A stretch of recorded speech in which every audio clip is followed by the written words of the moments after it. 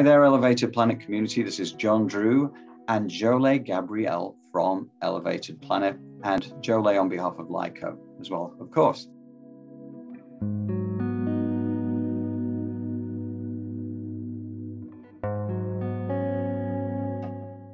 And today, as I understand it, we are going to be covering the throat chakra as by way of explanation, correct? Yes, and it's called the Vishuddha. It means purification in Sanskrit. And this chakra is the one that it differentiates us between animal and man, because the human voice, mouth, throat, is honorable or sacred, or it should be. And when we find ourselves out of whack in this chakra, it's due to abuse and trauma and lots of anger, because it's a very subtle channel of energy, the throat. So it's important that what we speak be of the highest and best in most ways, but we've often been conditioned to find what is wrong and speak on that and try to fix it, because it is true, once you expose and honor what is there that may not be right, then we have the opportunity to fix it. However, why break things, right? So when we think about our voice and our words, it's very important that we begin to filter them from what our mind is thinking. We start there, of course, but then what our throat speaks, we can begin to watch what we say. If it's not positive, maybe we should think about not saying it. So that's just the basics, okay? And it's definitely under duress when we are gossiping and complaining and, like I said, speaking negative. Drinking and smoking is also not the greatest way to utilize the throat chakra. It is a very important chakra because not only does it deal with the throat, but it also deals with our hearing and our listening. They are very much so integrated, communication. And the qualities of the throat chakra deal with will, creativity, truthfulness, integrity. So it is definitely connected to that second chakra as well, because you express what you want in ways in which you can be supported, right?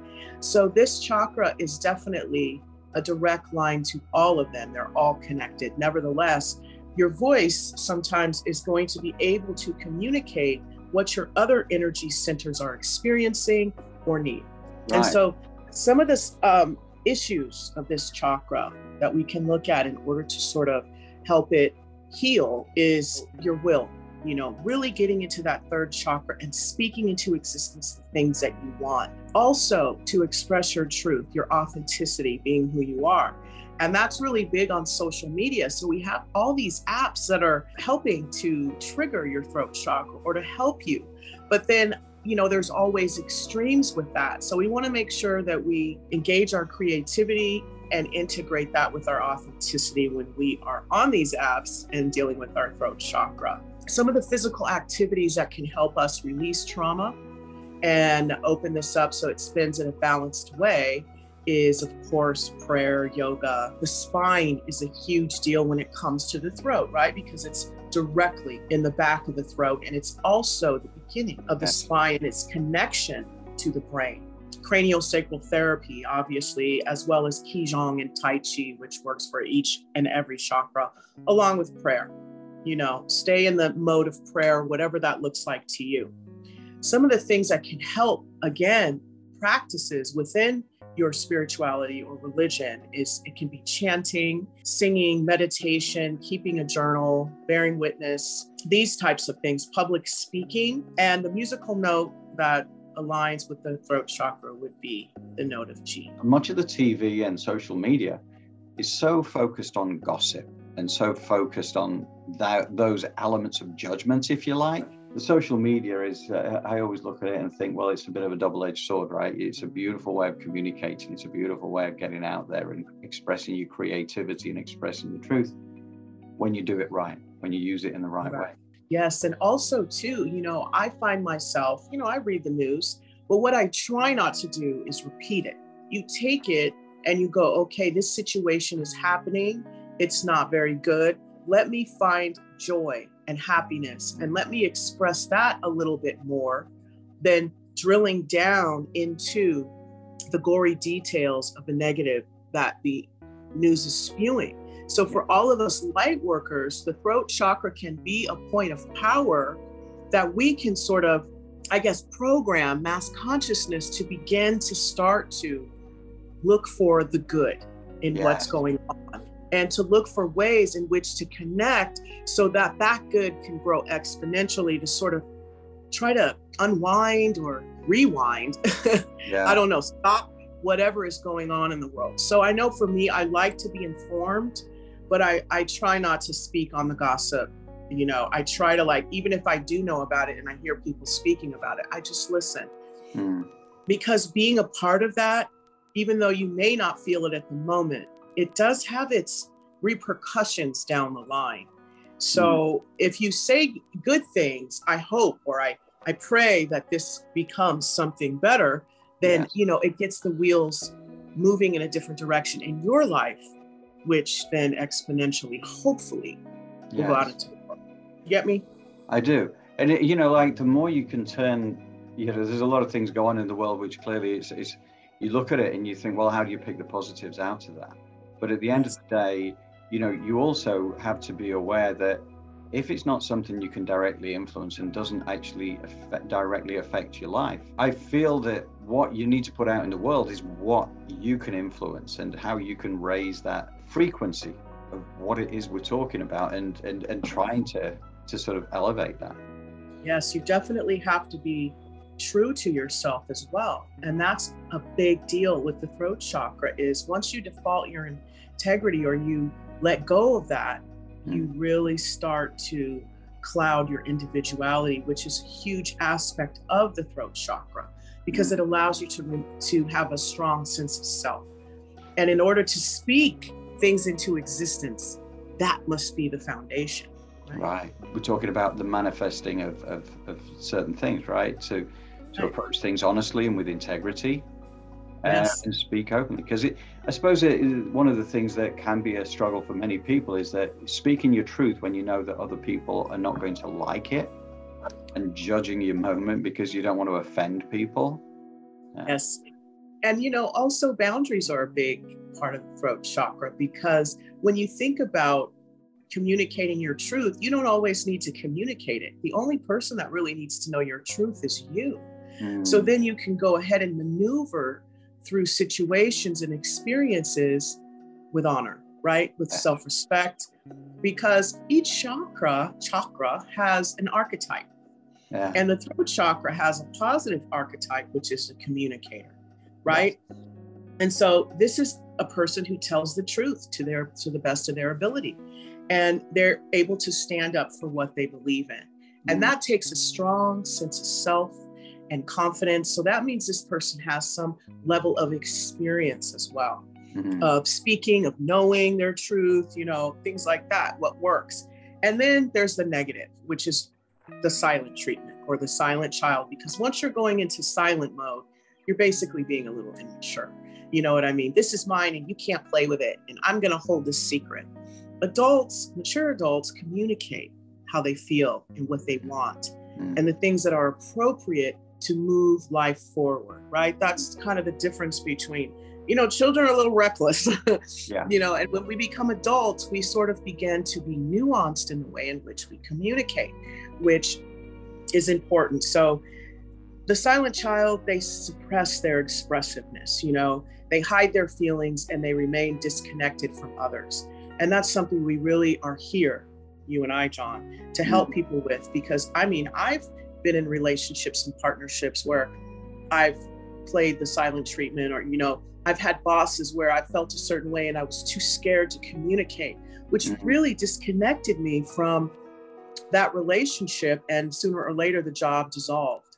So these are things that once we realize how our soul architecture works, we can begin to harness that, right? So I wish I would have known these things. Nevertheless, those dissolving jobs led me to this direction. So I just want to say that, you know, we always see the chakras as intangible, but they do definitely relate and connect to certain body parts, and especially the throat, because what do we have going on here? We've got lymph nodes. Some of us, we've got thyroids happening, and ailments that are associated with an imbalanced throat chakra begin with what? A sore throat, laryngitis, deafness, tooth decay, gum problems, and then neck problems as well. So this is where we kind of want to be careful when these things start to happen. We want to begin to work with our throat chakra.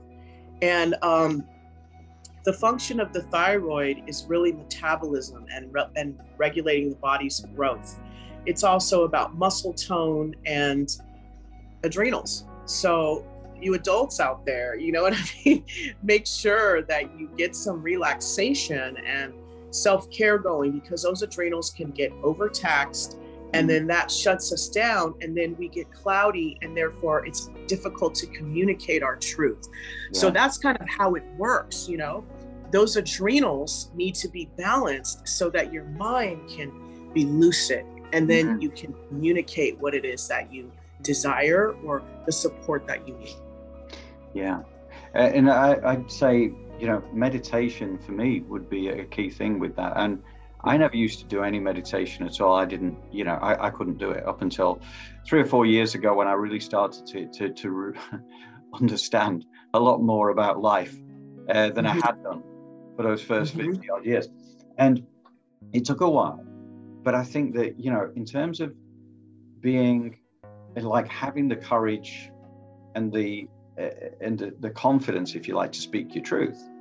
Oh yeah, it comes with age, with maturity and all the rest of it. But at the same time, I feel that by finding that meditation space, finding that quiet space, when you can kind of get your mind clear, because I think you can get rid of the clutter. And I think that really helps me speak my truth, because it kind of removes any fear, because it puts things in perspective. Well, you're allowing for meditation, you know, if we can get into that theta brainwave, you're allowing for your subconscious mind to sort of relax and release, you know, and that's why meditation is so important. But oftentimes we do meditation in a way that is just bringing in more of what we don't want, because we're silent and quiet, and we've been programmed to then begin to analyze. So with the meditation, I would suggest in the beginning phases of anyone meditating to be guided through it. And then once you begin to understand how meditation works and how you work with meditation, you can then begin to do it on your own. But I know that when I began to meditate in the beginning, I would be thinking about, you know, what am I going to eat for dinner? Did I pay that bill? Did I call back Bob? So it's like, sometimes we need to kind of be shown how, because what we want to get to with meditation is our own truth, right? We want to connect with those attributes that are positive that we are at our core. And that means that, you know, meditation requires us to pay attention and to start to really recognize who we are, so that we can honor ourselves. And as we deepen this connection to our own personal truth, what happens is we become stronger and more resilient in the ways in which we think. And so that's kind of why the throat chakra is really, really important. I mean, it is very repetitive, you know, what we're talking about in some ways, but there's so many offshoots. What does it look like? What does it feel like? What does it sound like? What does it act like? So we try to kind of encapsulate that when we do these discussions, as far as like the throat chakra. And at the end of it, it's just really vital to our energy, because what we speak can be draining just as what we hear. So I want to emphasize that, because this really is the channel of expression for all the rest of our chakras. Yes. So it's important that this one stay in balance. It's important that you speak the truth, right? Yeah, that makes total sense. It does make total sense. And yeah, no, I agree with you 100% in terms of the guided visualization from meditations is a powerful thing, because, you know, for those that are less experienced with it, I think being able to to follow that. It just removes the distractions. The distraction is you guiding us where we need to go in order to have the focus and the energy where it needs to be. So I do love that. It's something that I still listen to quite a bit, even though I've been practicing meditation now for the last 3 and a bit years seriously. But certainly I still love listening to guided meditations as well, just to help take me on the journey. Yes, and it can really allow for you to relax and let someone else allow for, it just, when you relax, your emotions can then begin to come to the surface and resolve themselves.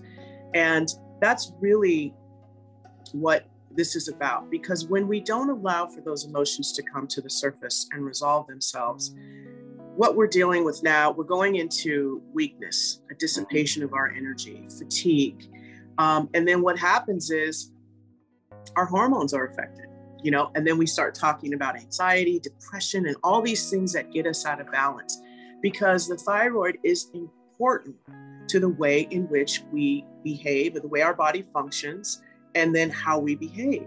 And at the end of the day, when we find ourselves being very weak and tired, we want to take a look at, what am I putting out there? Because that's what's coming back to you, and it's causing you this sort of, I'm tired, I'm weak, and I have a lack of energy. And it's not like as if you and I are perfect. I know I suffer from issues around my hormones, and I'm fatigued. And so I have to pay attention to that. I have to make sure that sometimes I shut my mouth and I listen. I'm not formulating a response when someone else is talking to me. I can calm their energy down by asking a question like, would you like for me to have a conversation or give you advice, or would you like for me to be a sounding board for you? So it's like even the throat chakra is allowing for you to have boundaries to communicate and articulate what you need, and maybe even to connect to another person. Because I can remember times in my life where I felt a certain way, but I didn't have the words to tell you anything. I didn't have the words to say or to ask. So that is when we know, okay, let me take some time and develop my throat chakra. Let me take some time and connect with my truth. And that really helps. And it creates a conservation of your own life force energy. Yes.